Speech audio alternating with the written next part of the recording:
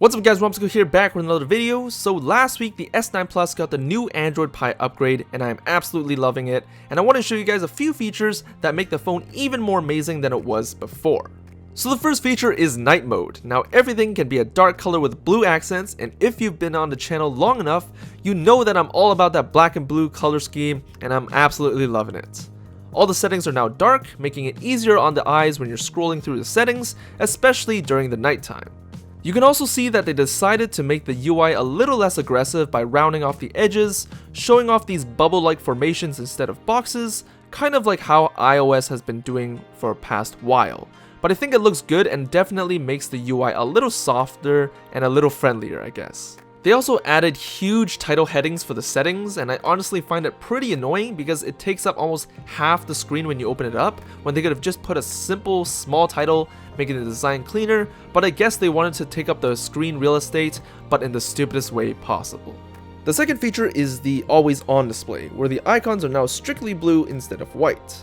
I actually preferred the white icons because it was easier to see notifications at a quick glance. But everything is still the same though, with app-specific icon colors like Snapchat having red, blue, or purple icons. For facial recognition, you now have the option to stay at the lock screen after being verified instead of directly moving to the home screen. This is a pretty redundant feature, but for this option, you can verify your face and then swipe to get to the home screen. I personally just use the fingerprint reader and it goes straight into the phone without pressing any buttons, so this feature is pretty useless to me, but it's there if you want to admire your lock screen picture before going into the phone after verifying your face. The third feature is probably my favorite feature in the update, where you can now completely hide the navigation buttons and use gestures instead. You can either have it completely hidden or have some gesture hints to remind you of the placements. And you can access Google Assistant by holding up the center gesture. I honestly felt that it was the most amazing feature until I realized it caused a few problems for myself. Since there's no navigation bar, the keyboard is now lower, so I have to move down my hands and I have to type closer down to the bottom of the phone, which I find to be pretty uncomfortable. So after a few days of using these completely hidden gestures, I changed it back to the normal buttons and it felt more comfortable to me.